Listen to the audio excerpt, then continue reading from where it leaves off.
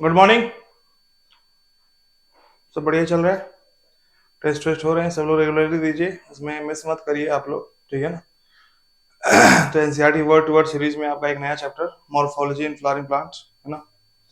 Morphology of flowering plant, flowering plant जो angiosperm उसकी morphology पढ़ेंगे हम, रूट पढ़ेंगे, स्टेम पढ़ेंगे। तो सबसे पहला जो क्वेश्चन उठता है यहाँ पे कि कौन सा इसमें क्या क्या नहीं पढ़ना है। तो मैंने यहाँ पे न्यू एनसीईआरटी का ही पीडीएफ डाला है, जो जो पढ़ाऊंगा वही पढ़ना है। बाकी मैं पहले से बता देता हूँ क्या क्या नहीं पढ़ना है, ध्यान से देखेंगे इसको।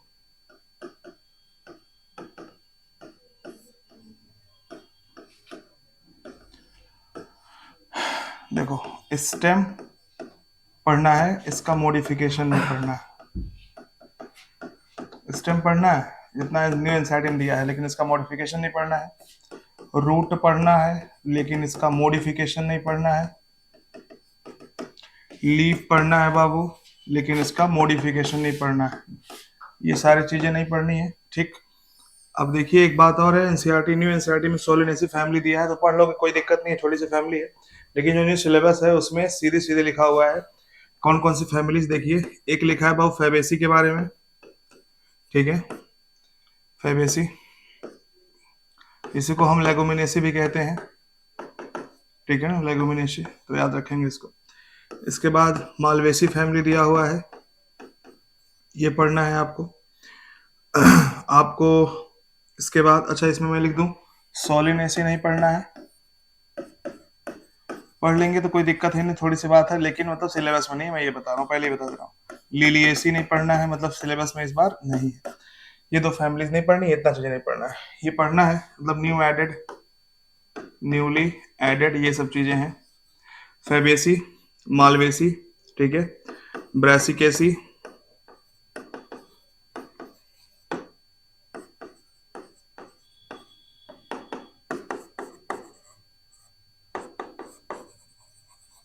क्रूसीफेरी, ठीक है। ये सब नए नए न्यूली एडेड हैं एकदम, ठीक।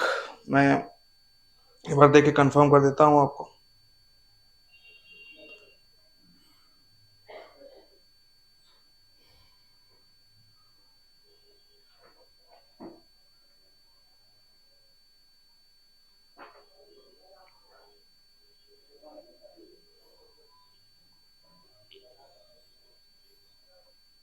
ठीक है, और ग्रैमनी, और ये मैं वीडियो बना चुका हूँ इस पे, है ना। और ये वीडियो मैं बना चुका हूँ इस पे, और इसके पहले जो वीडियो मैंने बनाया था आप सर्च करिएगा, न्यू एडेड फैमिली, ठीक है, बाई एडी सर। यूट्यूब पे मिल जाएगा आपको, नहीं तो आप इसी ऑनलाइन गुरुकुल पाठशाला वाले चैनल पे जाएंगे, प्ले लिस्ट मैंने बनाया है NCERT word to word, 14-15 video हो चुके हैं उसमें, तो उसमें पहला ही वीडियो आपको मिल जाएगा ये, ठीक है। पूरा डिटेल मैंने पढ़ाया, जितना पढ़ाया है उसके अलावा कुछ बाहर से नहीं आना है, गारंटी है इसका, ठीक। तो हम लोग शुरू करते हैं मॉर्फोलॉजी चैप्टर, बहुत ही आसान है, कुछ इसमें कुछ है ही नहीं, कोई कॉन्सेप्ट नहीं है, चीजें याद करने वाली है पूरी। चलिए देख लेते हैं। The wide range in the structure of higher plants will never fail to fascinate us even though the angiosperm so much large diversity in external structure और मॉर्फोलॉजी। तो मॉर्फोलॉजी का सिंपल मतलब क्या है, एक्सटर्नल स्ट्रक्चर, बाहरी से जो दिखता है बाबू वही मॉर्फोलॉजी है। They are all characterized by presence of root. आपको पता है हम एंजियोस्पर्म की मॉर्फोलॉजी पढ़ेंगे, उसमें रूट्स होंगे, स्टेम्स होंगे, लीव्स होंगे, फ्लावर्स होंगे और फ्रूट्स के बारे में पढ़ेंगे, ये सब चीजें। In chapter 2 and 3 we talked about classification of plants based on morphological and other characteristic, ठीक है ना। तो अभी तक हमने देखा था लिविंग वर्ल्ड में, बायोलॉजिकल क्लासिफिकेशन में, प्लांट किंगडम में, ये सब चीजें हमने देखा था। क्लासिफिकेशन के बारे में बात की थी, किस तरह से हम प्लांट को क्लासिफाई करते हैं, प्लांट किंगडम को। For any successful attempt at classification and at understanding any higher plant or for that matter any living organism, अगर किसी को आप क्लासिफाई करना है बाबू, तो we need to know standard technical terms. हमें कुछ स्टैंडर्ड टेक्निकल टर्म्स जानने पड़ेंगे एंड स्टैंडर्ड डिफिनीशन, और उसके डिफिनीशन जानने पड़ेंगे। We also need to know about the possible variations in different parts found as adaptation on the plant to their environment. We also need to know about the possible variation in different part, मतलब कि दो plant है, वो दो plant में जो variations हैं किस लेवल पे हैं, उनके किस पार्ट में क्या वेरिएशन है, दोनों में क्या भिन्नता है, क्या समानता है। एडेप्टेशन टू वेरियस हैबिटेट, हर एक हैबिटेट में मतलब जहां पे जैसा इन्वायरमेंट है उसके हिसाब से उनके अंदर क्या एडेप्टेशन है, क्या मॉडिफिकेशन है, क्या चेंजेस है। जैसे प्रोटेक्शन के लिए, जैसे मान लो कि कोई ग्रासलैंड में है, कोई प्लांट है एंजियोस्पर्म का, तो उसके अंदर कांटे आ जाते हैं ताकि कोई उन्हें चरे ना, उन्हें खाए ना, तो इसे कहते हैं एडेप्टेशन फॉर प्रोटेक्शन। क्लाइंबिंग, जैसे आपको पता है जो टेंड्रिल्स निकलते हैं, है ना, टेंड्रिल्स निकलते हैं किसी भी प्लांट के पार्ट से, मतलब कि जो एक्सिल होता है वहीं से निकलता है टेंड्रिल। जैसे हम इवोल्यूशन में पढ़ा था, बोगनविलिया का देखा था आपने, उसमें थॉर्न होता है कि नहीं होता है।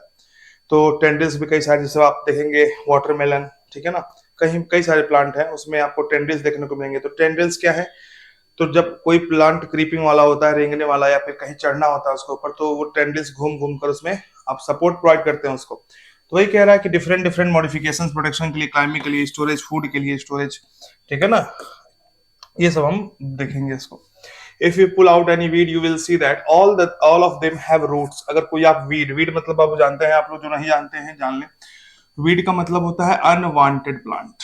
क्या मतलब होता है अनवांटेड प्लांट? कहने का मतलब क्या है, ऐसा प्लांट जो हमें कुछ देगा नहीं, हमें उससे कोई फायदा नहीं है, लेकिन फिर भी ऑक्सीजन देगा वो। तो अनवांटेड मतलब हम मतलबी लोग हैं, अनवांटेड मतलब हमें कोई फ्रूट नहीं देगा वो, उससे हमें कोई फायदा और नहीं है ऑक्सीजन के अलावा। ऑक्सीजन तो हम भाई, ऑक्सीजन क्या है बहुत ही अंडररेटेड मान लिए कि ऑक्सीजन तो फ्री है, तो उसके बारे में हम बात नहीं करते हैं कि ऑक्सीजन तो भाई उनका काम है देना, ठीक है ना। तो अगर आप कह रहे हैं कोई भी ऐसे ही आप रैंडमली कोई वीड कोई प्लांट है जिसमें हम कुछ भी निकाल लो बाहर, तो उसमें रूट दिखेगा, स्टेम दिखेगा और लीव दिखेगा। दे मे बी बियरिंग फ्लावर्स, उनके पास फ्लावर्स और फ्रूट भी हो सकते हैं। The underground part of the flower, very very important. यहाँ से जो सबसे पहला पॉइंट यहाँ पे देखने को मिल रहा है, मान लो कोई भी प्लांट है बाबू, ठीक, कोई भी प्लांट है तो उसके दो पार्ट होंगे, देखिए ध्यान से। ये बाबू क्या है, ध्यान से देखेंगे, ये है आपका मान लो सॉइल है, अर्थ है, जो भी है। तो सॉइल के नीचे जो दबा हुआ सिस्टम है उसको रूट सिस्टम कहते हैं, और जो उसके ऊपर वाला पार्ट है उसको शूट सिस्टम कहते हैं। सबसे पहली बात यही है, ठीक है ना। तो रूट हो गया और शूट हो गया। अब आता है द रूट, हम पढ़ने वाले हैं root. In majority of the dicot plant the direct elongation of the radicle lead to the formation of primary root. तो रेडिकल क्या है, चलिए हम आपको थोड़ा सा आगे ले जाते हैं, देखिएगा।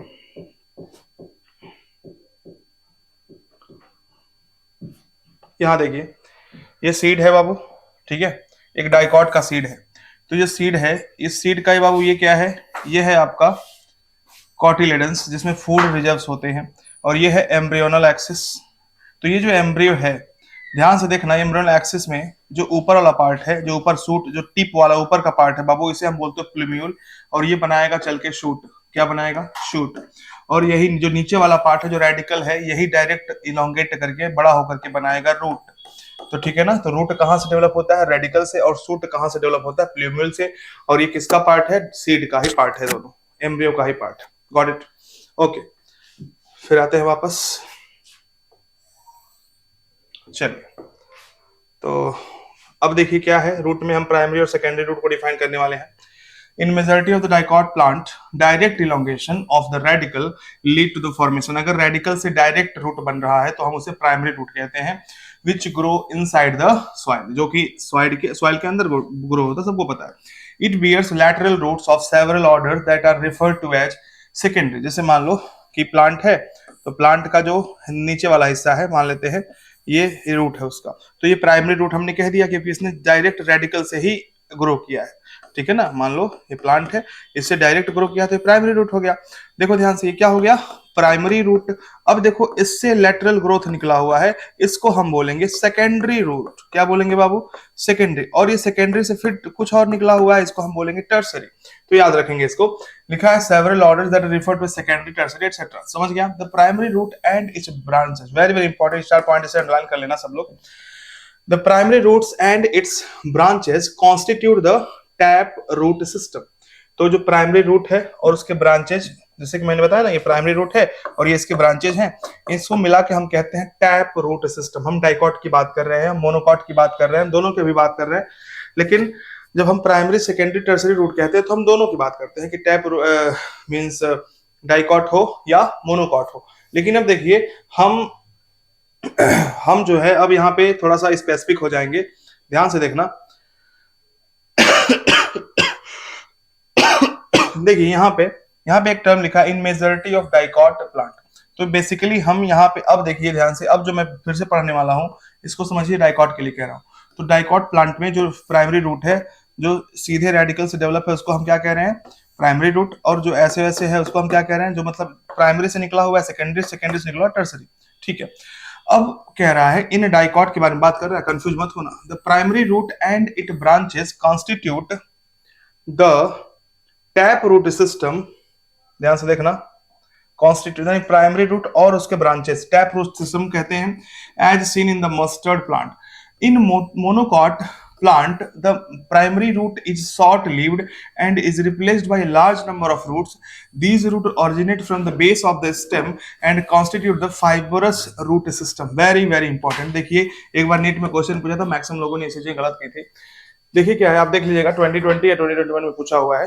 देखिए हुआ क्या, कह रहा है कि मोस्ट का डाइकॉट में देखते हैं हम, प्राइमरी होता है रूट, सेकेंडरी होता है, टर्सरी होता है। तो मोस्टली किसकी बात कर रहा है, लेकिन मोस्टली लिखा है, मैंने पहले कहा ना मोनोकॉट में भी प्राइमरी सेकेंडरी होता है, डाइकॉट में, लेकिन एनसीईआरटी लिखा है मोस्टली डाइकॉट में हम वो देखते हैं, तो हम मान लेते हैं, ठीक। तो मोस्टली डाइकॉट में प्राइमरी सेकेंडरी देखते हैं हम, और उन्हीं को कहते हैं टैप रूट सिस्टम, ठीक है ना। जैसे एग्जांपल क्या है, मस्टर्ड, तो मस्टर्ड बाबू सबको पता है ब्रासिकेसी फैमिली का है और ये डाइकॉट है। इन मोनोकॉट, अब यहां से दूसरा चेंज हो गया, कह रहा है प्राइमरी रूट जो होता है वो शॉर्ट लिव्ड होता है, तुरंत रिप्लेस कर दिया जाता है एक लार्ज नंबर ऑफ रूट से, ठीक है ना। और इस ये जो रूट होते हैं वो base of the stem, stem की बेस से निकलते हैं, याद रखना, डायरेक्ट रेडिकल से नहीं। डायरेक्ट रेडिकल से जो निकले हैं बाबू वो डाइकॉट में है और उन्हें टैप रूट सिस्टम कह रहे हैं। लेकिन जो बाबू कहां से निकला है, बेस ऑफ द स्टेम, इस बात को अंडरलाइन करना, रंग वंग देना एकदम। तो जो मोनोकॉट प्लांट होते हैं उसमें फाइब्रस रूट सिस्टम होता है, और उसमें जो रूट है वो कहां से निकला होता है, बेस ऑफ द स्टेम से, as seen in the wheat plant जो कि मोनोकॉट है।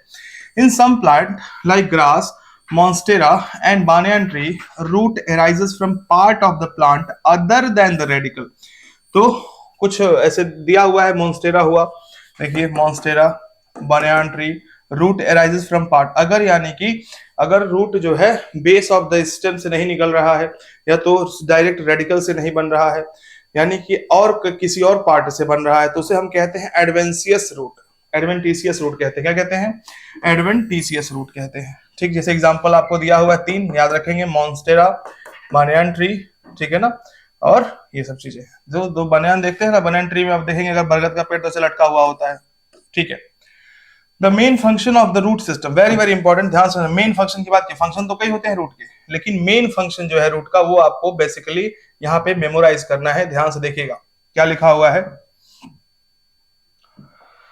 द मेन फंक्शन,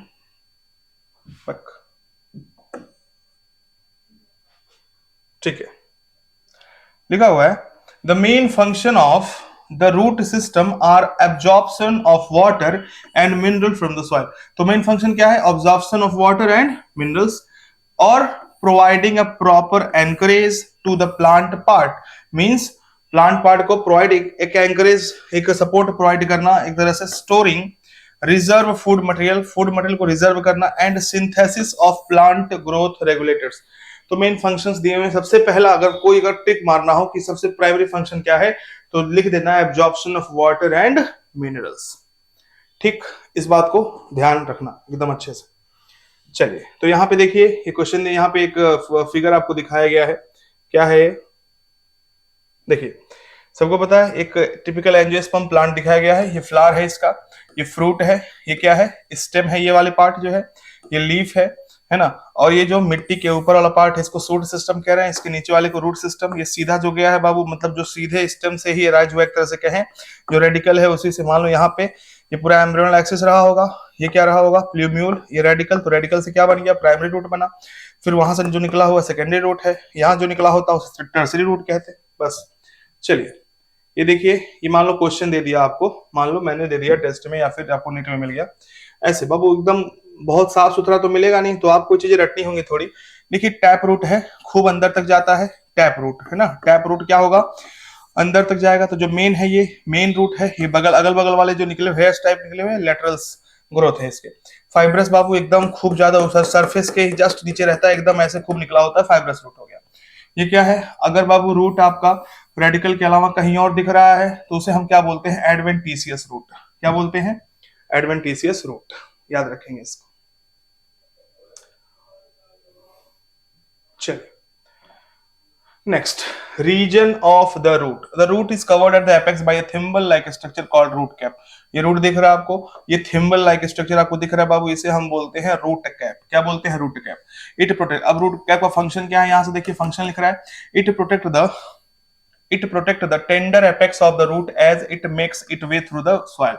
तो सॉइल को के अंदर जगह बनाना होता है, उसको घुसना होता है खूब ज्यादा रूट को, तो उसके लिए रूट डैमेज ना हो तो रूट कैप उसको प्रोटेक्ट करता है। ठीक है ना, याद रखेंगे। A few millimeter above the root cap is the very important millimeter, not centimeter or meter or any other unit of distance, हम यूज कर रहे हैं millimetre. Region of meristematic activity, देखिए रूट कैप के जस्ट ऊपर मतलब ये नहीं बाबू, देखो फ्यू मिलीमीटर लिखा है ना, तो यानी कि रूट कैप यही इतना, बस ये इतना पार्ट। मैं इसको अलग कलर से कर देता हूं। देखिए ये वाला पार्ट जो है, ये वाला पार्ट, इसे बोल रहा है रीजन ऑफ मेरिस्टेमेटिक एक्टिविटी। क्यों कह रहे हैं, देखिए ध्यान से, the cells of this region are very small. तो पूछेगा कि इसमें चार ऑप्शन दे दिया या फिर चार स्टेटमेंट दे देगा, कहेगा इसमें से कौन सी स्टेटमेंट्स हैं जो मेरिस्टेमेटिक रीजन है उससे मैच नहीं करते, उसके प्रॉपर्टी से मैच नहीं करते। तो दे देगा कि रीजन ऑफ जो मेरिस्टेमेटिक एक्टिविटी है, यहाँ पे सेल्स स्मॉल होते हैं, ठीक है, वेरी स्मॉल, थिन वॉल्ड होता है, ठीक है, प्रोटोप्लाज्म डेंस होता है, दे डिवाइड रिपीटेडली, ये बाबू उनका काम है डिवाइड करना, नए सेल्स बनाना। द सेल्स, अब देखो यानी कितना बात दिया हुआ है, तो meristematic region of meristematic activity just above the root cap होता है, और याद रखना इसका काम है सेल डिवाइड करके नए नए सेल्स बनाना। ठीक, याद रखना इसको। तो यहाँ पे अगर नया सेल बनाना, स्मॉल होते हैं और थिन वॉल्ड होते हैं ताकि अच्छे से जल्दी डिवाइड कर सके, डेंस प्रोटोप्लाज्म होता है तभी ना डिवीजन होगा, डिवाइड रिपीटेडली, और बहुत रिपीट में डिवाइड होते हैं। ठीक, इसके बाद देखिए, इसके बाद क्या बात कर रहा है, अब यहां से बात कर रहा है रीजन ऑफ इलोंगेशन। बहुत कंफ्यूजन होती है बच्चों को कि कौन सा पार्ट क्या है, तो जो मैंने रेड से लिखा है रूट कैप के बारे में था, ठीक है ना। और यहाँ पे देखिए, ये यहां से अ फ्यू मिलीमीटर, ये वाला पार्ट जो है आपका, ये वाला जो मैंने ग्रीन से आपको दिखा रहे हैं, ये क्या है बाबू, ये आपको दिखा रहा है रीजन ऑफ मेरिस्टेमेटिक एक्टिविटी। ठीक है, अब मैं ब्लू से दिखा रहा हूं, the cell proximal to this region undergo rapid elongation and enlargement, यानी कि rapid elongation और enlargement and are responsible for the growth of the root in length। तो ये इसके जस्ट बगल में जो रीजन है बाबू, ये क्या करता है, ये रैपिड इलोंगेशन शो कर रहा है हर एक डायरेक्शन में। देखिए रैपिड इलोंगेशन शो कर रहा है, मतलब कह सकते हैं ऊपर या नीचे डायरेक्शन में, एंड इनलार्जमेंट बड़ा बढ़ रहा है, और रूट के लेंथ के ग्रोथ के लिए बेसिकली रीजन ऑफ इलोंगेशन ही जिम्मेदार है। तो यहां से जो लाइन दी हुई है वो क्या दिया हुआ है, रूट रीजन ऑफ इलोंगेशन के बारे में बात कर रहा है। चलिए नेक्स्ट क्या कह रहा है, this region is called region of elongation. ठीक है, ओके। अब देखो यहां से जो पिंक मैन बना रहा है, the cells of the elongation zone gradually differentiate and mature, hence this zone proximal to region of elongation is called the region of maturation. तो रीजन ऑफ इलोंगेशन के जस्ट बगल में, अब रीजन ऑफ इलोंगेशन क्या कह रहा है कि ये जो रीजन है इलोंगेशन का, ये ग्रेजुअली धीरे धीरे डिफरेंशिएट करेगा, थोड़ा सा अलग होगा, थोड़ा सा बढ़ेगा, थोड़ा सा प्रोलिफरेशन होगा और मैच्योर होगा। और इस पूरे को पूरे हम कहेंगे रीजन ऑफ मैच्योरेशन, जो मैंने पिंक से आपको यहाँ पे दिखाया है। तो जो रेड से दिखाया है लाइंस, वो किसके बारे में है बाबू, वो रीजन ऑफ मेरिस्टेमेटिक एक्टिविटी के बारे में है। जो ब्लू से दिखाया है मैंने, हाँ, जो ग्रीन से दिखाया है वो रीजन ऑफ इलोंगेशन के बारे में है, और जो मैंने ब्लू से दिखाया, वायलेट से दिखाया है, वो एक्चुअली रीजन ऑफ मैच्योरेशन के बारे में है। तो इसको ऐसे आप ड्रॉ कर लेंगे, from this region some of the epidermal cells form very fine and delicate thread-like structure called root hairs। मतलब रीजन ऑफ मैचुरेशन में ही रूट हेयर्स आपको देखने को मिलेंगे। तो ये सब क्वेश्चन जो मैं बोल रहा हूँ कि क्वेश्चन है, ये पूछेगा रूट हेयर्स किसका पार्ट है, तो सबको पता है रूट का, रूट में किस रीजन का, तो रीजन ऑफ मैचुरेशन का। दीज रूट हेयर्स, अब रूट हेयर का फंक्शन क्या है, वाटर को एब्जॉर्ब करेगा और मिनरल्स को एब्जॉर्ब करेगा सॉइल से। ठीक है ना, ये फंक्शन हो गया, क्वेश्चन ऐसे बन सकता है, what is the function of root hairs, दो फंक्शन हो गए। चलिए नेक्स्ट, स्टेम। तो रूट हमने पढ़ लिया। अब पुरानी बुक रहती, पुराना सिलेबस रहता, तो हम उसके मॉडिफिकेशंस भी पढ़ते है ना, तो ये नहीं पढ़ेंगे अब। Next, what are the features that distinguish a stem from a root. क्या ऐसा है कि जो स्टेम और रूट में डिफरेंशिएशन कर सकते हैं। The stem is the ascending part of the axis, यानी कि जो एक्सिस है, जो मतलब प्लांट है, तो जो ऊपर बढ़ता हुआ असेंडिंग, जो बढ़ता हुआ क्रम वाला जो हिस्सा है उसको हम कह रहे हैं स्टेम, है ना। तो असेंडिंग पार्ट क्या है, स्टेम। तो bearing branches, leave, flowers and fruit. तो स्टेम का मेन फंक्शन, देखो बाबू ये वीडियो देख रहे हो तो जानो ये क्वेश्चन आपको मिलेंगे, आपको एकदम मैं सही से बता रहा हूं कि नीट में कैसे आपको कंफ्यूज करेगा। तो मेन फंक्शन यहाँ स्टेम का आपको दिया हुआ है, क्या दिया है कि bearing branches, leaves, flowers and fruit. Main function जो है स्टेम का यही है कि ब्रांचेस को बियर करना, मींस ब्रांचेस को रखना, लीव्स को उस पर रखना, फ्लावर्स को रखना, फ्रूट्स को रखना, बस। इट डेवलप्स, अब जो भी इसके अलावा फंक्शन है वो सेकेंडरी है, प्राइमरी फंक्शन यही है। It develops from the plumule, मैंने कहा कि एम्ब्रियो के प्लूम्यूल से डेवलप होता है, of a germinating seed. The stem bears nodes and internodes, मतलब जो स्टेम है, देखो मैं दिखा रहा हूं आपको, ये जो प्लांट है बाबू ध्यान से देखना, ये स्टेम है। स्टेम का वो पार्ट जहां से लीव्स निकले हुए हैं, जो मैंने रेड रेड से दिखाया है आपको, ये नोड्स हैं, इन्हें क्या कहते हैं, नोड्स। ध्यान से देखना।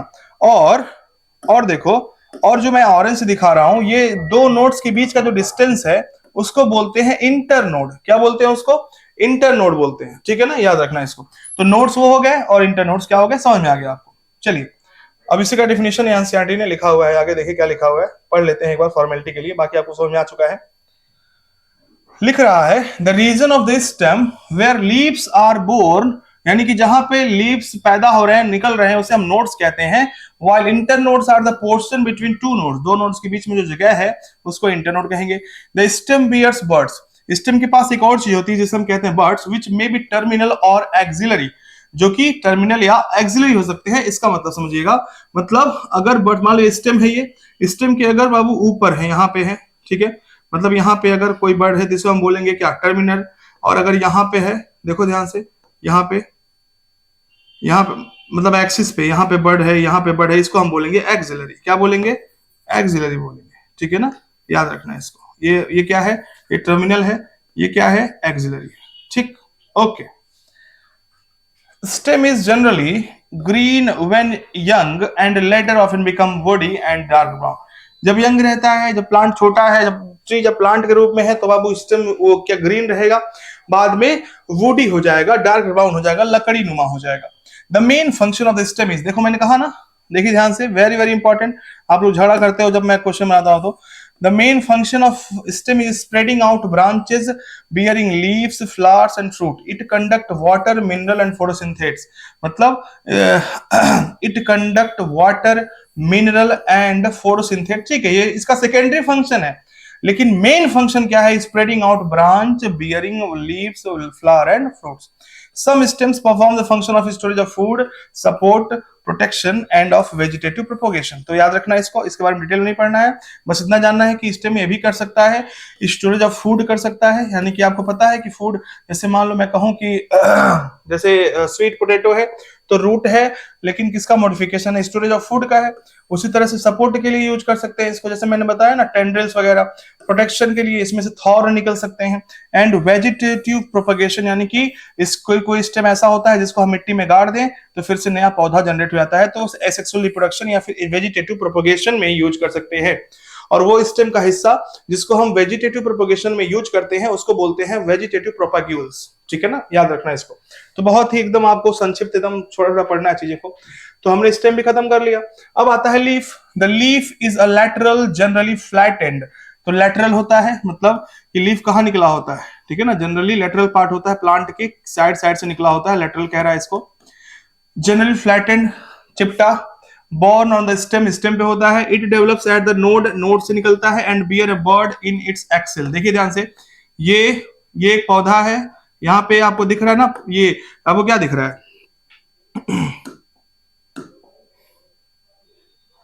ठीक है, ये आपको दिख रहा है एक पौधा, यहां से नोड है, नोड से नोड, ये नोड है ना, ध्यान से देखना,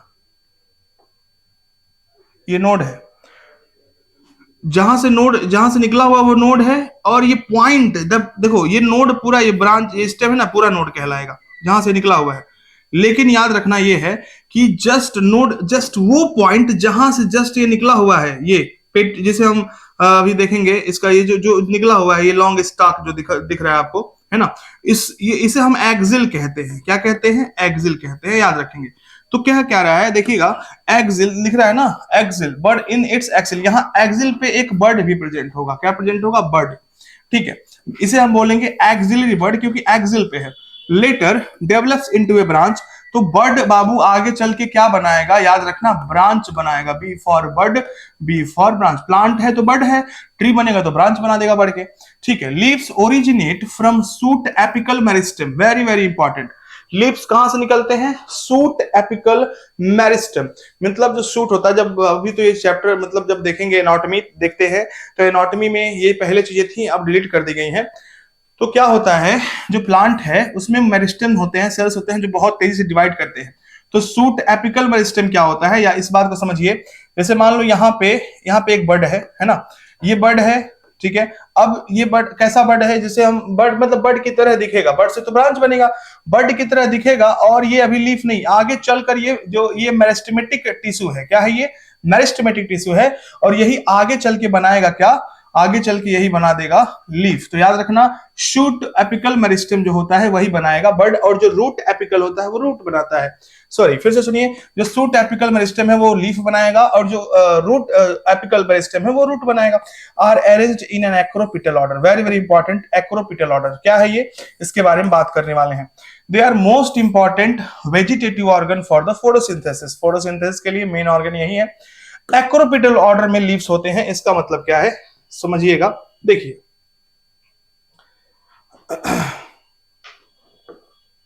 ये आपको दिख रहा है, इससे छोटा नहीं होगा, चलिए देखिए, ये बाबू बेसिपिटल है, समझ लीजिएगा, रटिएगा मत, ये है एक्रोपिटल। देखें, ये पुराने हैं तभी बड़े हैं, ये नए हैं तो छोटे हैं।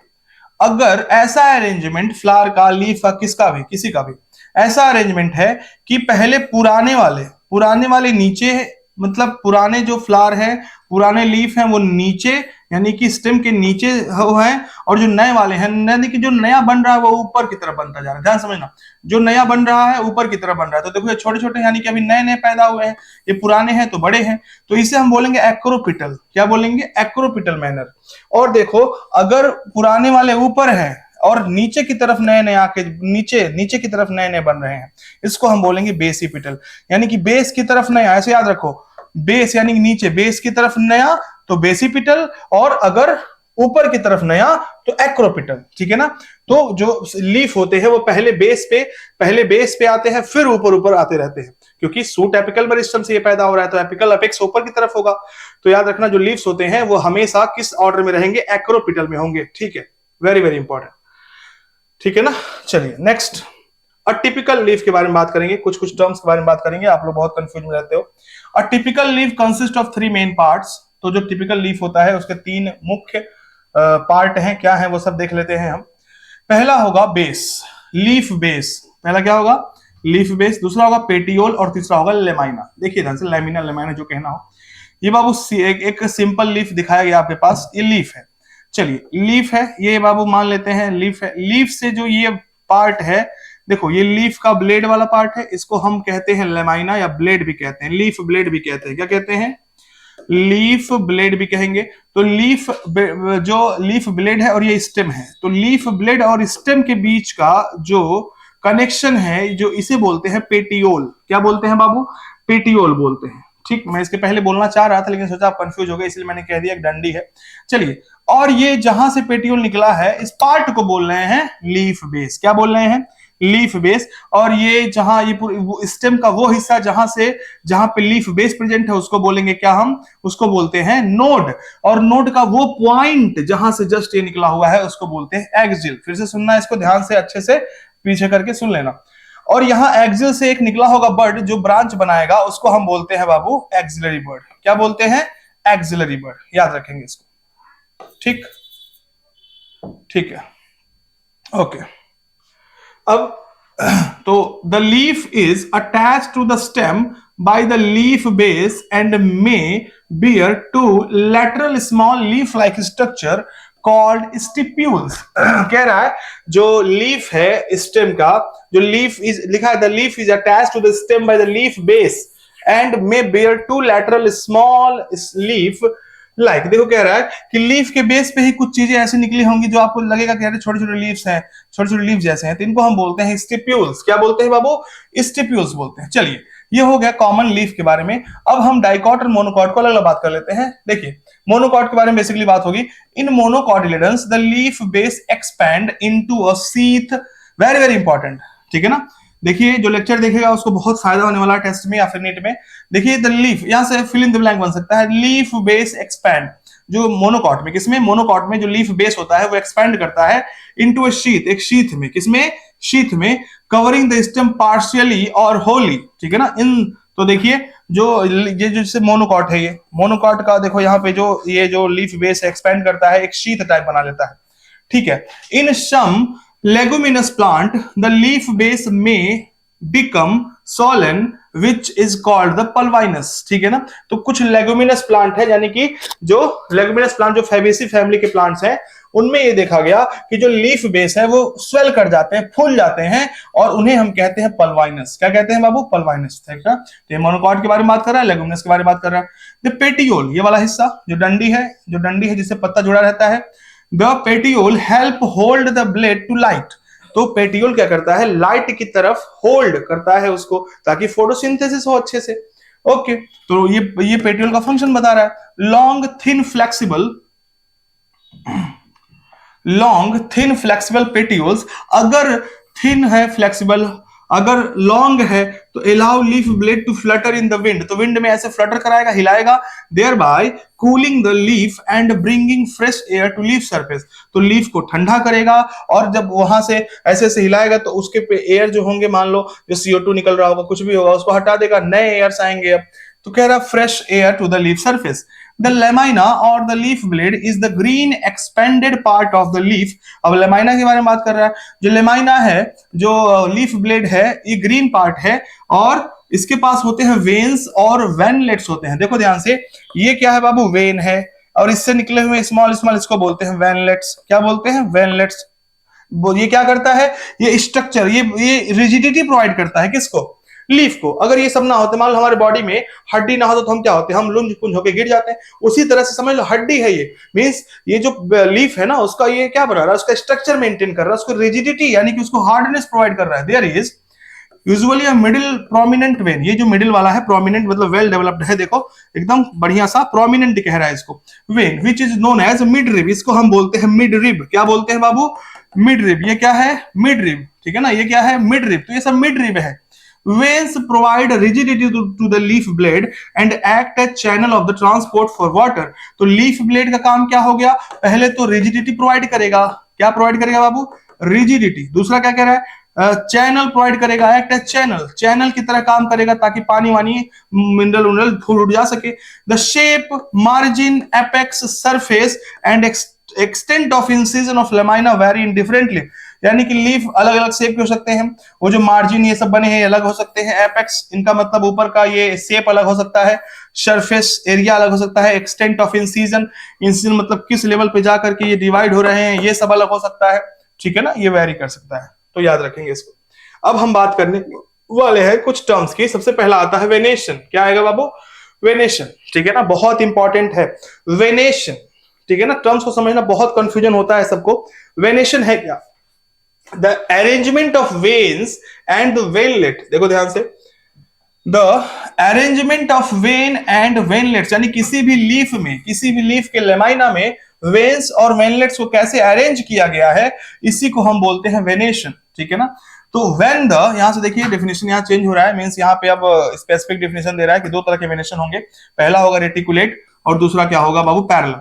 तो when the veinlets form a network the venation is termed as reticulate. तो देखिए यहां पे क्या हो रहा है, जैसे देखिए यहां पे अगर वेनलेट्स क्या हो रहा है, एक नेटवर्क बना रहे हैं, देखो ना, ये है, फिर इसमें से छोटे छोटे और वेनलेट्स निकले हुए हैं, वेन्यूल्स जैसे हम लोग वेन्यूल्स कहते हैं बॉडी में।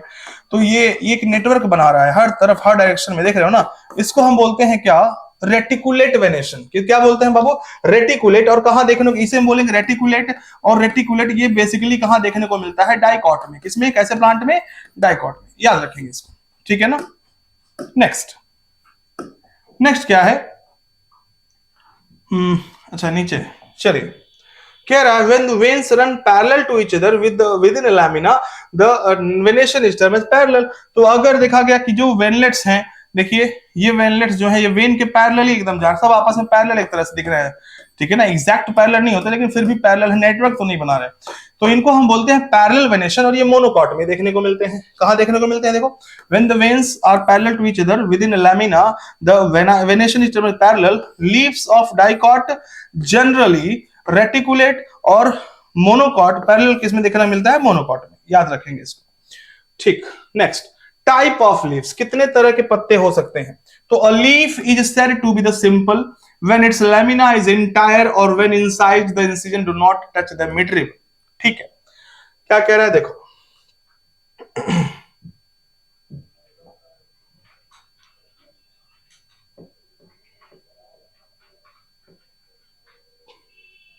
चलो एक सिंपल लीफ यहां पे हम दिखाते हैं आपको, देखिए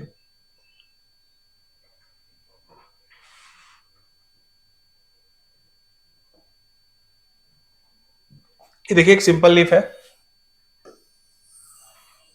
ठीक है, एक पेटियोल है, एक पत्ता निकला है, एक ही ब्लेड है, जो इंसिजन है वो मिडरिब तक नहीं पहुंचा है, ठीक है, मिडरिब तक इंसिजन नहीं पहुंचा है।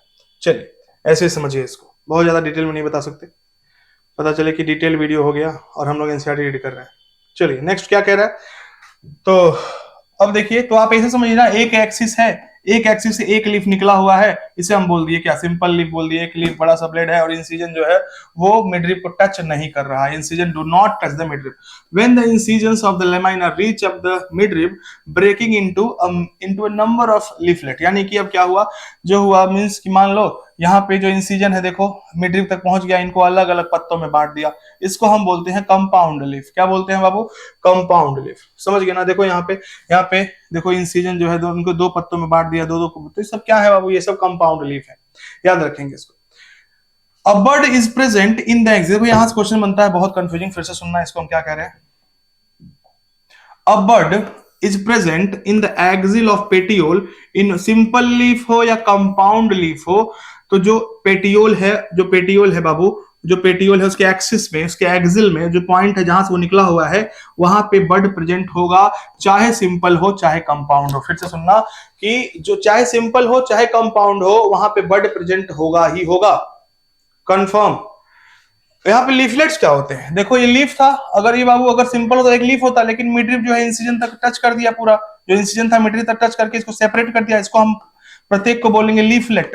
क्या बोलेंगे? लीफलेट बोलेंगे।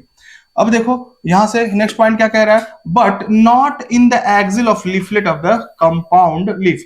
देखिए यहां से मान लो कंपाउंड लीफ है, यहां से निकला होगा, तो यहाँ पे एक्सिल पे एक क्या होगा, वहां पे एक्सिल पे एक बड होगा। अगर सिंपल लीफ है वहां पे भी एक्सिल पे बड होगा, लेकिन हर एक लीफलेट के पास बड हो अपना अपना, ये नहीं। तो कह रहा है but not in the axil of leaflet of the compound leaf, compound leaf के हर एक लीफलेट के लिए बर्ड्स नहीं होंगे, ठीक है ना, इस बात को ध्यान रखेंगे आप।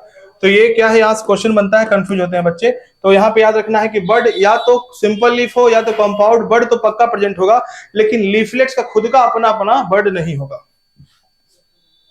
The compound leaf may be of two types, pinnately compound leaf और पामेटली। क्या होते हैं समझो। पिन्नेटली, पिन्नेटली कंपाउंड पहले देखते हैं। In a pinnately compound leaf number of leaflets are present on a common axis, the rachis कहते हैं उस एक्सिस, क्या बोलते हैं? Rachis, which represent the midrib of the leaf in neem. देखो यहाँ पे बहुत इंपॉर्टेंट लाइन है, ऐसे एज इट इज क्वेश्चन मिलेगा आपको।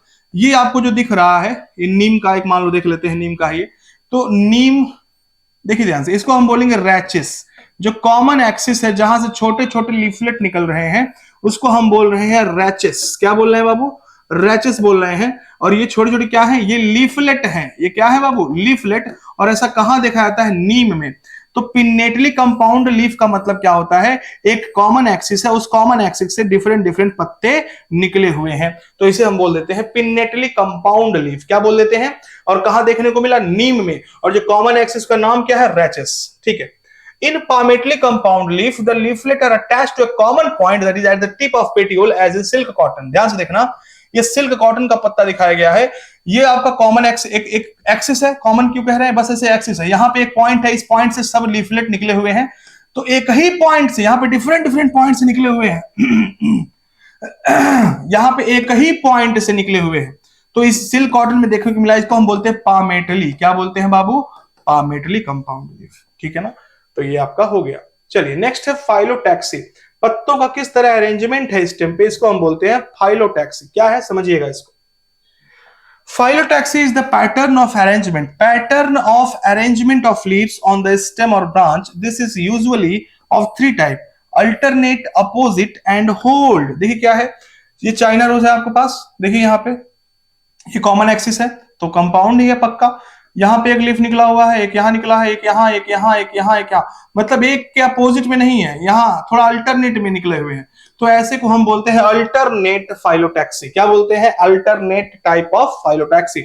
और कहां देखने को मिलता है? चाइना रोज में। अब देखिए यहाँ पे देखिए गुआवा, तो आप कैसे याद रख सकते हैं इसको, ध्यान से देखना। जैसे हम देखा जाए तो कभी इंडिया पॉपुलेशन में आगे रहता है, कभी चाइना, तो अल्टरनेट चलता रहता है, तो अल्टरनेट चाइना याद रखेंगे। ठीक है, गुआवा यहाँ पे देखने को मिलेगा कि एक पत्ता अगर यहाँ है तो दूसरा इसके जस्ट अपोजिट में रहेगा, एक पत्ता अगर यहाँ है तो दूसरा इसके अपोजिट में रहेगा। इसको हम बोलते हैं क्या बाबू? इसको हम बोलते हैं अपोजिट टाइप ऑफ फाइलोटैक्सी। क्या बोलते हैं? Opposite type of phyllotaxy. ठीक, तो मुझे गुआवा पसंद नहीं है तो मैं गुआवा के क्या हूं? अपोजिट हूं, याद रखेंगे ऐसे। नेक्स्ट क्या है? होल्ड। होल्ड में क्या होगा? देखो देखो लिखा in alternate type of phyllotaxy a single leaf arises at each node in alternate manner. कैसा मैनर है? अल्टरनेट। तो अल्टरनेट चाइना रोज में देखने को मिलता है, मस्टर्ड में और सनफ्लावर में। तो हमने याद किया था इसको एमएससी। क्या याद किया था? एमएससी। ठीक है ना, आप याद रखना इसको, एमएससी चाइना से करना है, या तो आप अल्टरनेट एमएससी कर सकते हो बीएससी के साथ बीएससी के बाद जो भी याद करो, एमएससी याद किया था मैंने, तो मस्टर्ड, सनफ्लावर और चाइना रोज। ठीक है ना, एमएससी किसके लिए है? ये आपका जो पहला है अल्टरनेट के लिए। तो in opposite type a pair of leaf arise at each node lie opposite. तो अपोजिट लाई कर रहा है, तो इसमें कैलाट्रोपिस और गुआवा, तो जीसी याद कर सकते हैं, जी और सी। जीसी क्या हो गया आपका? अपोजिट वाला हो गया। ठीक है, if more than two leaves, अगर दो लीफ से ज्यादा किसी एक नोड पे एराइज कर रहे हैं, उसको हम होल्ड कहते हैं, या होल्ड टाइप ऑफ फाइलोटैक्सी कहते हैं। और इसका एग्जांपल है एल्स्टोनिया। क्या है? एल्स्टोनिया आपको यहाँ पे साफ साफ दिखाई दे रहा है। ठीक है ना, तो लीफ के बारे में हम फाइलोटैक्सी पढ़ लिए, वेनेशन भी पढ़ लिए। अब हम पढ़ेंगे इन्फ्लोरेसेंस यानी कि फूल के बारे में बात करेंगे। चलिए ध्यान से देखिए, द इन्फ्लोरेसेंस। 45 मिनट का वीडियो हो गया। चलिए, बहुत ज्यादा नहीं है, मुश्किल से 1.25 घंटे का वीडियो होगा। तो सब एकदम एनसीईआरटी डिकोड कर रहे हैं, यही जो पढ़ के गया होगा ये लेक्चर एकदम 50 टेस्ट में क्वेश्चन करके आएगा, एकदम गारंटी है, कंफ्यूज नहीं होना है बस।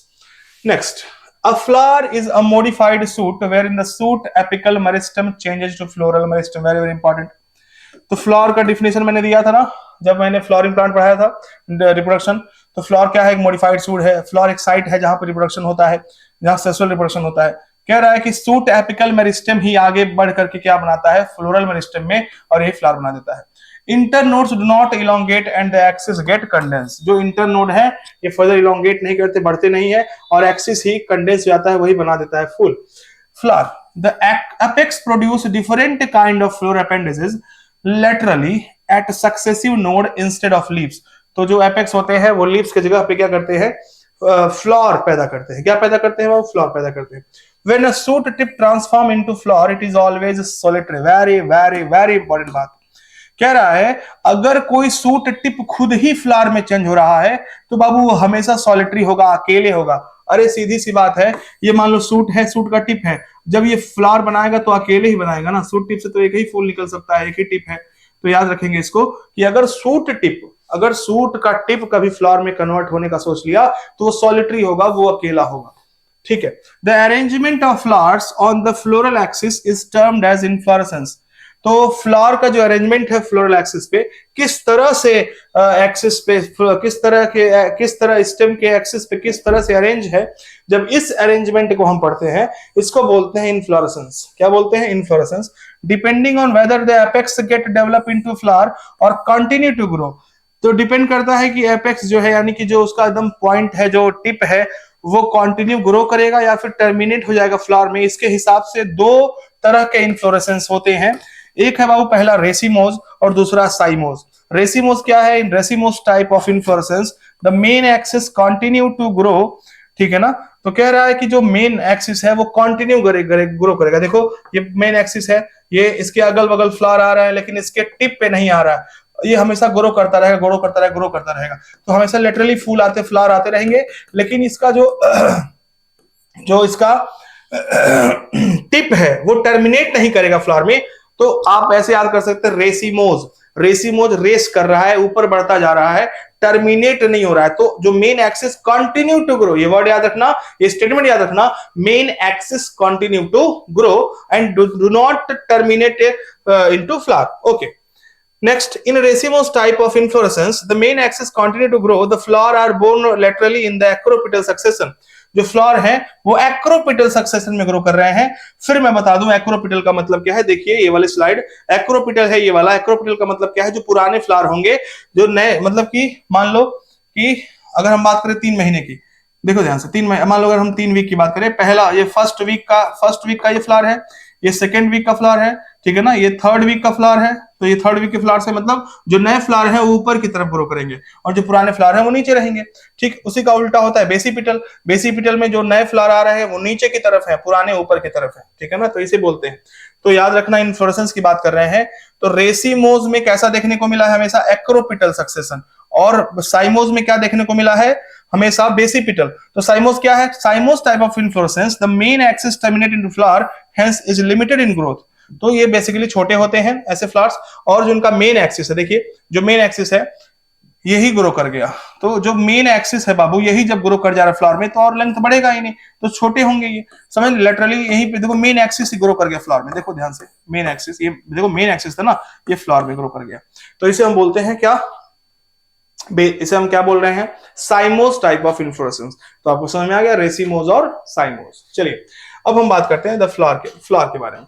The flower is the reproductive unit, the flower is the reproductive unit, ठीक है ना, in the angiosperms. It is meant for sexual reproduction, ठीक है ना, सेक्सुअल रिप्रोडक्शन ही करेगा।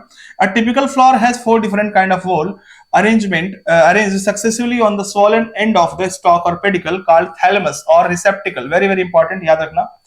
जो फ्लावर होता है, ठीक है ना, इसके 4 डिफरेंट काइंड होल्स होते हैं, गुच्छे होते हैं, जिसको हम बोलते हैं calyx, corolla, androecium, गाइनीसियम।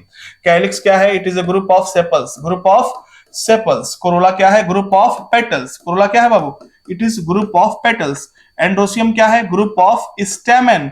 And gynoecium क्या है, ये गाइनीसियम को हम क्या कहते हैं, कार्पेल कह सकते हैं, पिस्टिल। तो कार्पेल का ग्रुप भी हो सकता है, अकेला कार्पेल भी हो सकता है, ठीक है ना।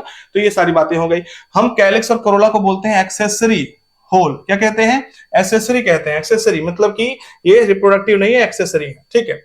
तो कह रहा है कि जो फ्लावर है वो कहां पे, देख कह रहा है ना, तो ये जो चारों, मतलब कि चारों के चारों जो होल्स हैं, ये कहां पे अरेंज्ड हैं, ये जो फ्लावर का सबसे नीचे वाला पार्ट है, मींस जो स्वॉलन एंड है बाबू, वहां पे, ठीक है ना, उसको हम जब स्टाक भी कहते हैं, मतलब कि ये जो फ्लावर है, मान लो ये फ्लावर है, ठीक है ना, फ्लावर है, तो इसको हम क्या बोलते हैं, पेडिकल बोल सकते हैं, स्टाक बोल सकते हैं, ठीक है ना। और जहां पे अरेंज होते हैं चारों, उसको बोलते हैं थैलेमस या तो रिसेप्टिकल बोलते हैं।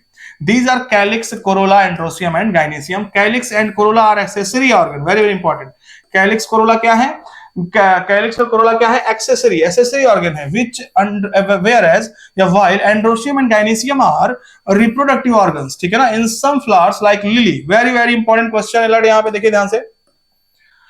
इन कुछ फ्लावर्स में देखा गया है, जैसे लिली है, the calyx and corolla are not distinct, are termed as perianth. तो जो कुछ, जैसे लिली है बाबू, लिली के बारे में क्या फेमस है, वेरी वेरी इंपॉर्टेंट, लिली ऐसी फैमिली हटा दी गई है, लेकिन लिली के बारे में ये वाला एग्जांपल पूछ सकता है नीट में। तो लिली में क्या होता है, in some flower like lily the calyx and corolla, यानी कि जो कैलिक्स है और कोरोला, ये आपस में क्या होते हैं बाबू, आपस में अटैच्ड होते हैं। क्या होते हैं, नॉट डिस्टिंक्ट, इनको हम अलग कर ही नहीं सकते हैं। एक यानी कि एक कैलिक्स और कोरोला मिला के एक, समझ लो, एक नया ऑर्गन बना दिए हैं, जिसको हम बोलते हैं पेरियंथ। क्या बोलते हैं बाबू, पेरियंथ बोलते हैं। क्या बोलते हैं, पेरियंथ, याद रखना इसको। Next, when a flower has both androsium and gynoecium it is termed as bisexual। तो फ्लावर के लिए हम बाइसेक्सुअल यूज करते हैं। अगर एक फ्लावर है उसमें स्टेमन भी है, उसमें कार्पेल भी है, तो हम बोल देते हैं कि वो क्या है, वो आपका बाइसेक्सुअल है। अ फ्लावर हैविंग आइदर, या तो अगर स्टेमन है, कार्पेल है, सिर्फ कार्पेल है या सिर्फ स्टेमन है, तो हम बोल देते हैं unisexual.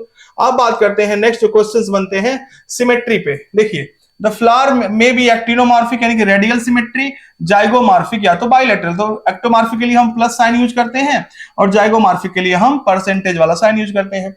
Bilateral symmetry, when a flower can be divided into two equal radial halves in any radical plane passing through the center, it is said to be actinomorphic। मान लो एक फ्लावर है, देखो ध्यान से,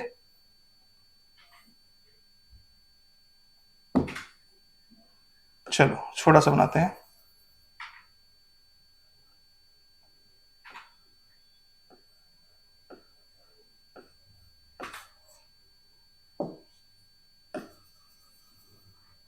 अच्छा यहीं से देख लेते हैं, देखो कोई बढ़िया फ्लावर दिख जाए, हाँ ठीक है।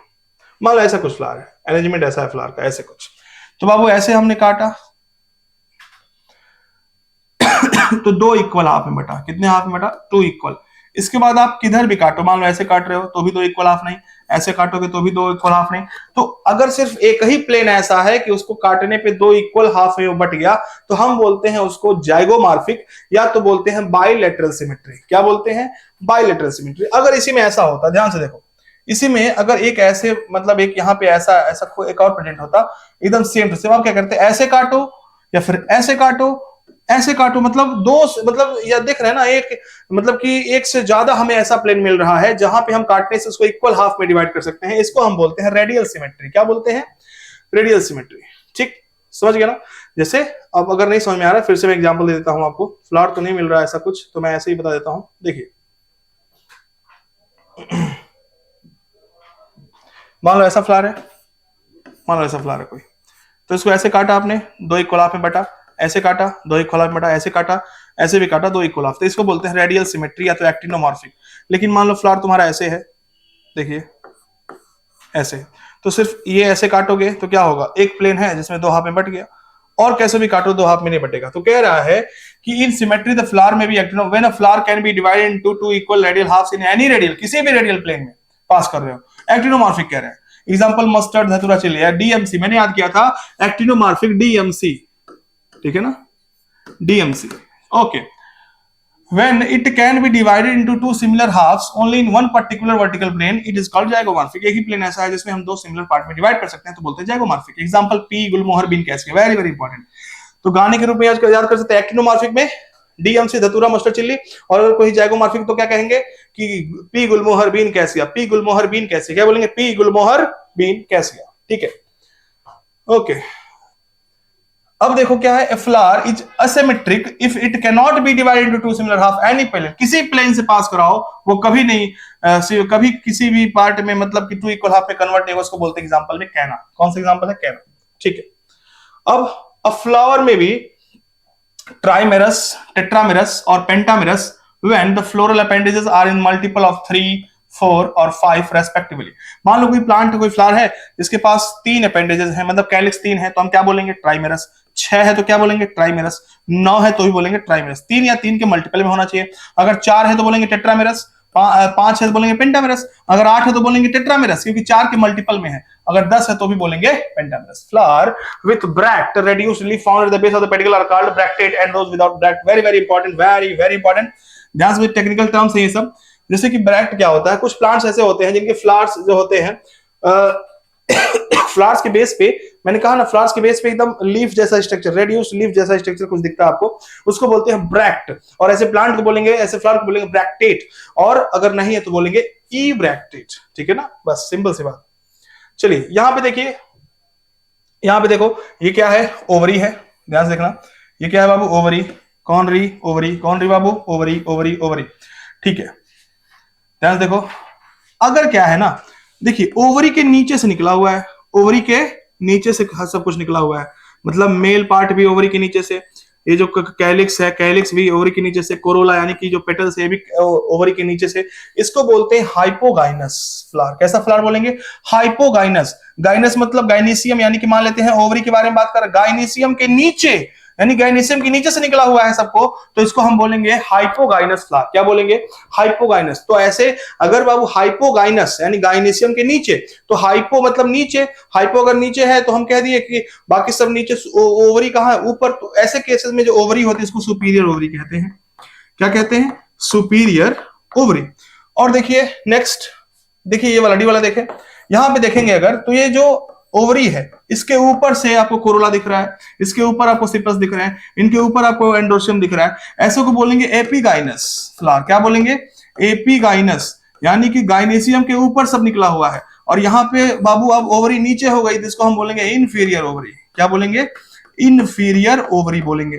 ठीक है, लेकिन एक तीसरा और बहुत ही मजेदार केस देखने को मिलता है, यानी कि लेवल डिफाइन है सबका। देखिए कुछ ऐसे फ्लावर्स हैं जो देखो ये गाइनेसियम है, इसी के लेवल में है, सब इसी के देखो लेवल में है, ना इनसे ऊपर से निकले हैं ना इनसे नीचे से, इन्हीं के लेवल में, इन्हीं एक्सिस से लेवल पे निकले हुए हैं। देखो at the rim of axis, मतलब इनके अगल बगल से ही निकले हुए हैं, ना ऊपर से देखो अगर यही यहां से निकले होते, यहां से, तो हम कहते क्या? एपिगाइनस। यहां से निकले होते तो बोलते हाइपोगाइनस, लेकिन इनके बराबरी से निकले हुए लगभग, तो इन्हें बोलते हैं पेरिगाइनस। चलिए अब यहां पे देखते हैं, based on the position of calyx, corolla and androecium is respect to the ovary of thalamus, the flowers are described as hypogynous, perigynous and epigynous. तो hypogynous, in the hypogynous flower the gynoecium occupy the highest position while the other parts are situated below it. तो जो गाइनेसियम है वो हमेशा highest रहेगा hypogynous में, और बाकी सब नीचे से निकलेंगे।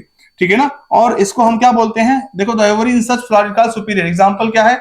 Mustard, China rose and brinjal. याद रखेंगे, mustard, China rose and brinjal. ठीक है। If next, if gynecium is situated in the center and other parts of the flower are located on the rim of the thalamus, अगर गाइनेसियम centre में है और सब लोग उसके रिम ऑफ थैलेमस, मतलब उसी के आसपास, उसी के लेवल में निकले हुए हैं, same level, almost same level, तो हम कहेंगे पेरिगाइनस। और एग्जांपल इसका होता है प्लम, पीच, रोज। और इस केस में ओवरी को बोलते हैं हाफ इन्फीरियर ओवरी। क्या बोलते हैं?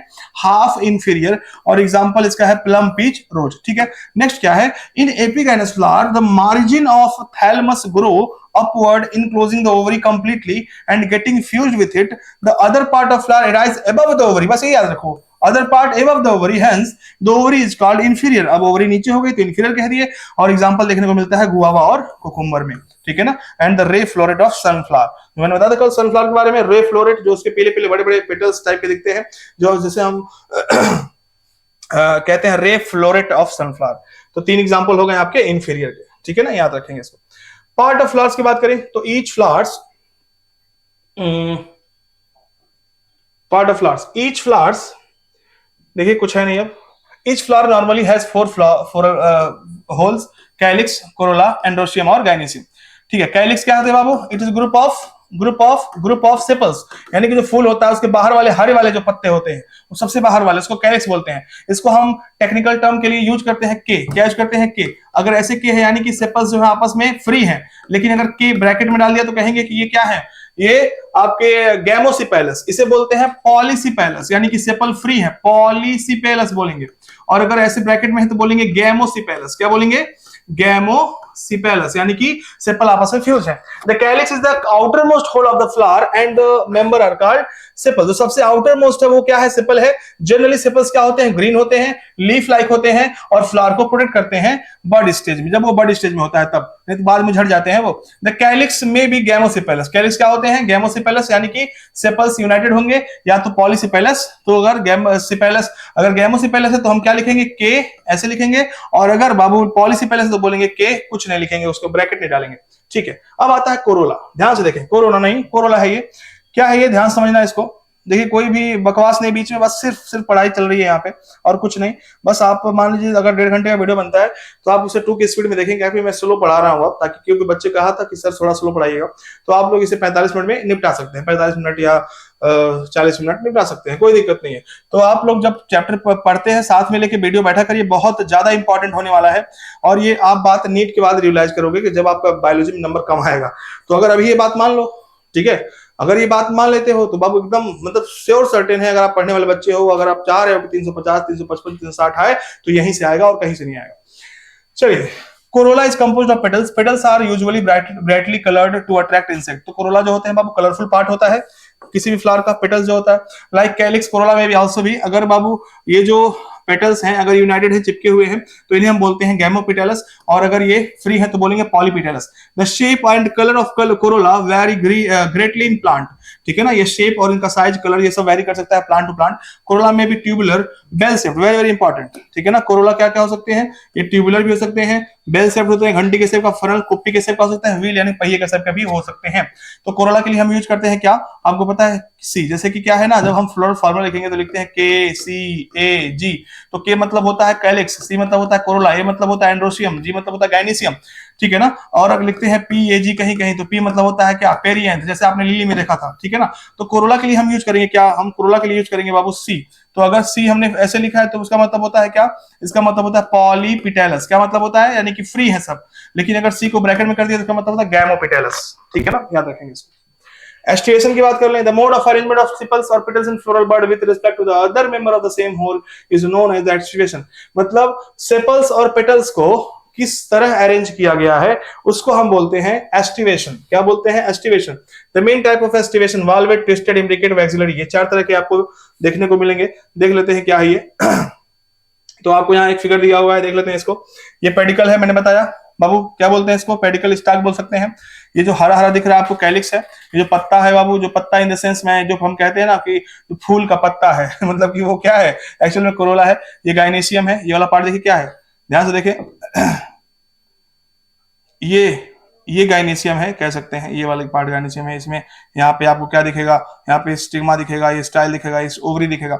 और ये पार्ट जो है आपका देखो ऐसे, ये फिलामेंट है, ये एंथर है, इसको हम एंड्रोशियम कह रहे हैं, ठीक है ना। चलिए, ये कैलिक्स को अलग किया, हरा वाला पार्ट है, कलरफुल पार्ट है, कोरोला है। ये एंड्रोशियम बाबू, एंड्रोशियम में आप देखेंगे कि ये क्या होगा आपका, एंथर होगा, ये फिलामेंट होगा, ये गाइनेशियम है, ठीक। देखिए ध्यान से, ये तीन चार तरह के आपको एस्टिवेशन देखने को मिल रहे हैं। पहला वेलवेट है। वेलवेट मतलब अगर ये आपस में जस्ट टच कर रहे हैं लेकिन एक दूसरे के ऊपर चढ़े नहीं हुए हैं, इसको वेलवेट कहते हैं। और अब एक दूसरे के ऊपर चढ़े हुए हैं, थोड़ा थोड़ा ओवरलैपिंग है लेकिन फिक्स डायरेक्शन में ओवरलैपिंग नहीं है, तो हम इसको बोलते हैं ट्विस्टेड। और अगर बाबू एकदम देखो ध्यान से, अगर हम देखें तो एक डायरेक्शन में सब एकदम मतलब देखिए कुछ बोल दिया गलत क्या मैंने, तो पढ़ लेते हैं इसको। क्या लिख रहा है, व्हेन सेपल्स और पेटल्स, तो ये सेपल्स के लिए भी पेटल्स के लिए दोनों के लिए अप्लाई होता है। In whorl just touch one another, just touch कर रहे हैं मार्जिन पे लेकिन ओवरलैपिंग नहीं हो रही। वेरी वेरी इंपॉर्टेंट, ध्यान समझना। अगर ये पेटल्स या सेपल आपस में, देखिए सेपल्स के लिए भी होता है ये यूज एस्टिवेशन वर्ड, और पेटल्स के लिए भी। तो अगर सेपल्स और पेटल्स यानी कि आपस में सेपल्स या आपस में पेटल्स ऐसे हैं कि एक अदर को, एक दूसरे को टच कर रहे हैं मार्जिन पे, या तो मे भी टच भी नहीं करते लेकिन ओवरलैपिंग तो नहीं कर रहे हैं, इसको हम बोलते हैं वॉल्वेट। और ये देखने को मिलता है कैलाट्रोपिस में। कहां देखने को मिलता है वो, कैलाट्रोपिस में। It is said to be valvate if one margin of the appendages overlap that of the next one and so on, as in China rose, ladyfinger and cotton, it is called twisted. In the margin of sepals or petals overlap one another but not in any particular direction, ठीक है ना। देखो यहां पे अगर देखेंगे, यहां पे एक दूसरे पे ओवरलैप कर रहे हैं, जैसे कि इसके ऊपर ये है, इसके ऊपर ये है, इसके ऊपर ये है, इसके ऊपर ये है, इसके ऊपर ये है, तो एक डायरेक्शन में सब क्या कर रहे हैं, ओवरलैपिंग कर रहे हैं। तो इसको हम बोलते हैं क्या, इसको हम बोलते हैं ट्विस्टेड। क्या बोलते हैं, ट्विस्टेड। लेकिन देखो इनके ऊपर दो लोग हैं, इनके ऊपर ये भी है, ये इनके नीचे है, तो कोई डायरेक्शन फिक्स नहीं है ओवरलैपिंग का, और इसको हम बोलते हैं बाबू क्या, इसको हम बोलते हैं इम्ब्रिकेट। तो एग्जांपल की बात कर लें तो देखिए कैसे आपको डेफिनेशन तय करना है। जब लिखेगा सेपल्स और पेटल्स जो है जस्ट टच लिख दे, क्या लिख दे, जस्ट टच विदाउट ओवरलैपिंग, तो क्या होगा, ये वेलवेट होगा। और इसका एग्जांपल इकलौता है कैलाट्रोपिस, ठीक है। अगर one margin of the appendages overlap other, यानी कि इन अगर सिर्फ लिख दे ओवरलैपिंग, डायरेक्शन की बात नहीं करेगा, लिख दे ओवरलैप कर रहा है, तो एग्जांपल एलसीसी होता है इसका। एलसीसी मतलब लेडी फिंगर, सी मतलब कॉटन, सी मतलब चाइना रोज, तो एलसीसी होता है। इट इज कॉल्ड ट्विस्टेड, इसको क्या बोलते हैं, ट्विस्टेड बोलते हैं। अब ध्यान समझना, मैंने बताया था Malvaceae family, lady finger, cotton. If the margin of sepals और petals overlap one other but अगर लिख दे नॉट इन पर्टिकुलर डायरेक्शन, तो हम बोल देंगे इम्ब्रिकेट। और इसका एग्जांपल होता है गुलमोहर, कैसिया। क्या होता है, गुलमोहर और कैसिया, ठीक है। इन पी, और लास्ट में बहुत ही एक बहुत फैसिनेटिंग देखने को मिलता है एकदम arrangement. In pea and beans, यानी कि हम बोलते हैं फेबेसी फैमिली में there are 5 petals, the largest standard, जो बड़ा वाला होगा स्टैंडर्ड, देखिए दिखाने को मिलेगा, ओवरलैप द 2, यानी कि उसके बाद वाले 2 विंग्स होंगे, और छोटा वाला लास्ट में जो होगा उसे कील कहते हैं। क्या कहते हैं, कील। देखिए ध्यान से मैं दिखाता हूं आपको, यहां देखिए, तो ये बहुत इंपॉर्टेंट है, ध्यान से देखना। ये जो बड़ा वाला है, ठीक है ना, जो 2 छोटे वाले को कवर किया है, ओवरलैप किया, इसको बोलते हैं स्टैंडर्ड। क्या बोलते हैं, स्टैंडर्ड। इसको बोलते हैं विंग्स, ये 2 है क्या, विंग्स। और ये लास्ट में आपको जो दिख रहा है बाबू, ये क्या है, कील, ठीक है ना, कील है। तो कैसा स्ट्रक्चर दिख रहा है, 2+2+1 अरेंजमेंट दिख रहा है आपको, है कि नहीं। तो स्टैंडर्ड बड़ा वाला है, उसके नीचे जो 2 है विंग है, और लास्ट में क्या है, कील है। क्या है बाबू, कील। और ऐसे एस्टिवेशन को वैक्सिलरी कहते हैं। This type of aestivation known as vexillary और पैपिलिनेसियस, क्योंकि पैपिलरी फैमिली में है, फैबिएसी फैमिली को दूसरा नाम पैपिलरी भी होता है। अब एंड्रोशियम की बात कर ले हम, तो बाबू एंड्रोशियम में क्या है? Androecium is composed of stamen, stamen का ग्रुप को हम एंड्रोशियम कहते हैं। Each stamen which represent the male reproductive organ consist of a stalk और filament and an anther. Each anther is usually bilobed. जो एंथर होता है क्या होता है? बाइलोब, आपने बहुत अच्छे से पढ़ा है। And each lobe has two chambers, her lobe के दो चैम्बर होते हैं, दो थीका होते हैं। द पोलन सैक, जिसको आगे चल के पोलन सैक बनाता है। The pollen grains are produce in pollen sac और sterile stamen is called the staminode. यानी कि देखो ध्यान से कह रहा है कि जो एंड्रोशियम है, देखो मान लो ये फिलामेंट है, फिलामेंट के पास ये यहाँ पे आपको दिख रहा है बाइलोब्ड। क्या है ये बाइलोब्ड एंथर है। क्या है बाबू? देखो ध्यान से, ये बाइलोब्ड है। और जो बाइलोब्ड है यानी कि ये लोब नंबर 1 है, ये लोब नंबर 2 है। इसके पास भी दो थीका है, एक थीका, दो थीका, तीन थीका, चार थीका। देखो ध्यान से, एक थीका, दो थीका, तीन थीका, चार थीका है। इनको हम बोल रहे हैं पोलन सैक। क्या बोल रहे हैं? पोलन सैक, जिसके अंदर पोलन ग्रेन्स होंगे। अगर पोलन सैक के अंदर पोलन ग्रेन नहीं है, इसको हम बोलते हैं स्टेमिनोड। ऐसे स्टेमिन को क्या बोलते हैं? स्टेराइल, यानी कि वो बच्चा पैदा नहीं कर सकता, वो नया फ्लावर पैदा नहीं कर सकता, इसको बोलते हैं स्टेमिनोड। स्टेमेंस ऑफ फ्लावर में भी यूनाइटेड, अगर यूनाइटेड है, ठीक है ना, यूनाइटेड हो सकते हैं, सच एज पेटल्स और among themselves when stamens are attached to the petal। Very very important line, यहाँ पे ध्यान समझना, इसको स्टार पॉइंट कर लेना। जब स्टेमेन अटैच होते हैं पिटल से, इनको बोलते हैं एपीपिटेलस। ठीक है, एग्जांपल है ब्रिंजल। एकदम आपको क्वेश्चन मिलने वाले हैं टेस्ट में, ध्यान से देखना, एक एक चीजें मिलेंगे, हर एक लाइन से मिलेगा। एपीफेलस, ठीक है ना। व्हेन, अगर देखिए ध्यान से, अगर जो है स्टेमेन, ध्यान समझना, स्टेमेन बाबू है, यहाँ पे कंफ्यूज मत होना, ये स्टेमेन की बात कर रहे हैं। स्टेमेन मतलब मेल रिप्रोडक्टिव पार्ट। अगर स्टेमेनवा किससे अटैच है? पिटल से अटैच है, तो इसको हम बोलेंगे एपीपिटेलस। क्या बोलेंगे? एपीपिटेलस, ठीक है ना। व्हेन और epiphyllous when attach to the perianth, यानी कि स्टेमेन किससे अटैच है? पेरियंथ से, तो हम बोलेंगे एपीफेलस। ठीक है ना, ध्यान समझना। एपीफेलस का बोलेंगे जब स्टेमेन पेरियंथ से, पेरियंथ मतलब क्या होगा बताया था मैंने, अगर सेपल्स पेटल्स दोनों आपस में क्या है? दोनों ही आपस में एकदम फ्यूज्ड हैं, हम उनको डिस्टिंक्ट नहीं कर सकते, उनको हम पेरियंथ बोलते हैं। लिली में देखा था आपने। तो एपीफाइलस का मतलब होगा जब स्टेमेन पेरियंथ से कनेक्टेड होता है, तो लिली के फ्लावर में देखने को मिलता है। द स्टेमेन इन फ्लावर में आइदर रिमेन फ्री, अगर स्टेमेन फ्लावर में फ्री है तो पॉलीएंड्रस कंडीशन बोलते हैं। एंड्रस मतलब एंड्रोशियम स्टेमेन, और पॉली मतलब फ्री है, और मे बी यूनाइटेड, अगर यूनाइटेड है तो उसके बोलेंगे, अगर यूनाइटेड है क्या बोलेंगे हम? गैमो एंड्रस। तो यहाँ पे वर्ड नहीं लिखा है ऐसा कुछ, तो पॉली एंड्रस का मतलब फ्री, अगर नहीं कुछ बोला है तो क्या बोलेंगे उसे कि वो फ्री नहीं है। The stamen may be united, stamen क्या हो सकते हैं? यूनाइटेड हो सकते हैं। मतलब अच्छा हाँ ठीक है, यहाँ पे देखिए, अगर स्टेमेन फ्री है तो पॉली एंड्रस बोल दिया, तो अगर यूनाइटेड है तो उसमें कई कंडीशंस हैं। अगर एक बंडल बना रहा है स्टेमेन, एक गुच्छा बना रहा है, तो मोनोडेल्फस, जैसे चाइना रोज में देखने को मिलता है। अगर दो गुच्छा बना रहे हैं, तो जैसे पी में, फैबिएसी में देखने को मिलता है, पी में तो डाइडेल्फस। और अगर मोर देन 2 बंडल बना रहे हैं, जैसे सिट्रस में देखेंगे, तो पॉलीएडेल्फस बोलेंगे। तो डिपेंड करता है कि स्टेमेन कितना गुच्छा बना रहे हैं। अगर फ्री है तो बोलेंगे पॉलीएडेल्फस, लेकिन अगर नहीं, हाँ इसे बोलेंगे पॉलीएंड्रस। क्या बोलेंगे? पॉलीएंड्रस। अगर फ्री है तो पॉलीएंड्रस, लेकिन अगर वो फ्री नहीं है, फ्यूज है, तो अगर एक गुच्छा बना रहे हैं तो बोलेंगे मोनोडेल्फस। दो, जैसे चाइना रोज में 2 गुच्छा तो पी, और 3 गुच्छा या 3 से ज्यादा तो हम बोलेंगे सिट्रस। ठीक है, देयर में भी, ये वेरी इंपॉर्टेंट लाइन हो जाता है बाबू, सब इसको इग्नोर मत करना। देयर में variation the length of the filament with in flower, मतलब एक फ्लावर है, उसके सारे फिलामेंट सेम, मैक्सिमम देखा गया सेम होते हैं, सेम साइज के। लेकिन अगर एक ही फ्लावर के अंदर फिलामेंट की साइज घटी बड़ी ऐसे हो सकती है, तो इसको हम बोलते हैं क्या, कि एग्जांपल इसका क्या है? Salvia and mustard. क्या है ये? साल्विया एंड मस्टर्ड में कंडीशन देखने को मिलता है। Next, gynoecium. Gynoecium is the female reproductive part of the flower and is made, कितना है अभी, चलिए बस थोड़ा सा 10 मिनट, चलिए next. Gynoecium, gynoecium in the female reproductive part of the flower and is made of 1 or more carpels, एक या ज्यादा कार्पेल से बने होते हैं। A carpel consists of 3 parts, namely stigma, style and ovary। सबको पता है, ovary is the enlarged basal part on which lie the elongated tube, the style। Ovary के ऊपर कौन निकला होता है? Style. The style connect the ovary to the stigma. Stigma क्या होता है? जो लैंडिंग प्लेटफॉर्म होता है जहां पोलन ग्रेन आके गिरेगा। The stigma is usually at the tip of the style and is the receptive surface for the pollen grain. Pollen grain को रिसीव करता है। Each organ ovary, each ovary bears 1 or more ovules attached to the flattened cushion like placenta. तो जो ovary होता है इसके पास एक से दो ऐसे होते हैं जिससे ओव्यूल्स कनेक्टेड होते हैं, उसे बोलते हैं प्लेसेंटा, ठीक है ना। When more than one carpel is present, जब एक से ज्यादा कार्पेल होगा तो अगर वो फ्री होंगे तो उन्हें बोलते हैं एपोकार्पस। एपोकार्पस मतलब अगर एक से ज्यादा कार्पेल है और फ्री है, और एग्जांपल देखने को मिला है लोटस में और रोज में। They are termed syncarpous when carpels are fuse, अगर कार्पेल फ्यूज है तो सिनकार्पस कहेंगे, सिन मतलब फ्यूज होता है। जैसे देखने को मिला मस्टर्ड, देखो आपको रटना है पूरा, आपको एकदम पूरा चार्ट बना बना के। After fertilisation the ovules develop into seed, fertilisation के बाद ओव्यूल सीड में डेवलप होता है और ओवरी फ्रूट में, सबको पता है। अब देखिए मोस्ट इंपोर्टेंट पार्ट जो आता है इसका प्लेसेंटेशन है। प्लेसेंटेशन कई तरह के हो सकते हैं, आपको एकदम वर्डिंग्स को ध्यान देने हैं। द प्लेसेंटा मतलब the arrangement of ovules with in the ovary, ovary के अंदर ओव्यूल्स कैसे अरेंज है इसको बोलते हैं प्लेसेंटेशन। चलिए ये डिफरेंट तरह के हो सकते हैं, जैसे मार्जिनल, एक्सियल, पैरिएटल, बेसल और फ्री सेंट्रल, ठीक है ना। चलिए क्या क्या है देख लेते हैं। इन मार्जिनल सबसे पहला क्या है, मार्जिनल है, एलो दिखाते हैं।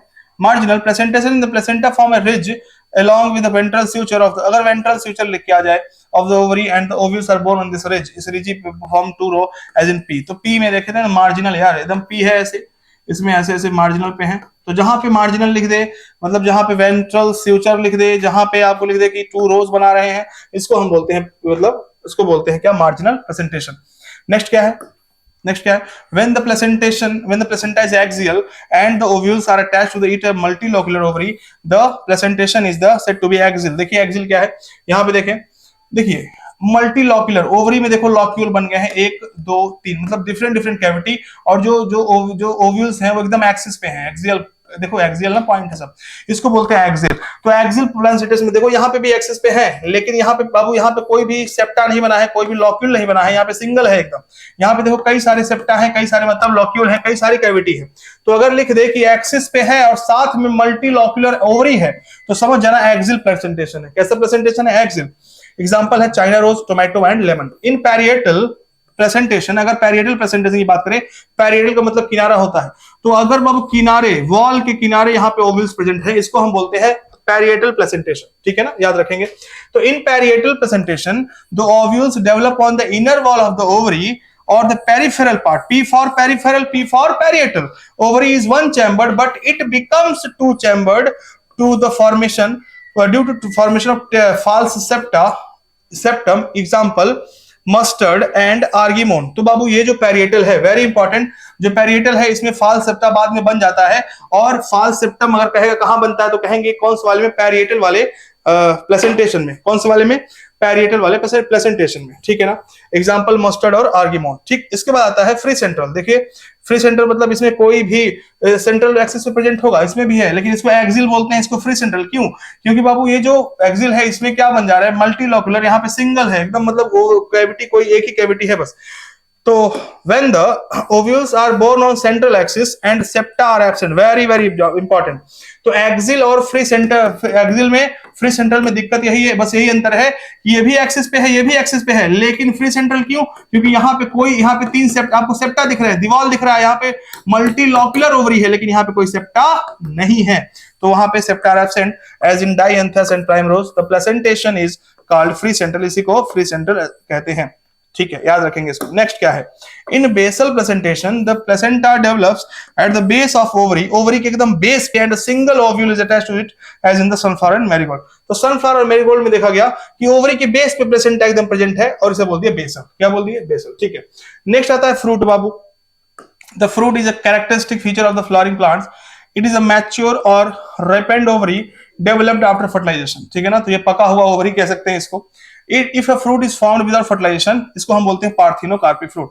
तो बिना फर्टिलाइजेशन के फ्रूट डेवलप हो जा रहा है, इसको बोलते हैं पार्थिनोकार्पिक, ठीक। Generally the fruit consist of A wall, और जो फ्रूट का छिलका है, वॉल है, उसको बोलते हैं पेरिकार्प एंड सीड। तो फ्रूट के अंदर सीड होता है, उसके बाहर पेरिकार्प। द पेरिकार्प में बी ड्राई और फ्लेसी, पेरिकार्प ड्राई हो सकता है, फ्लेसी हो सकता है।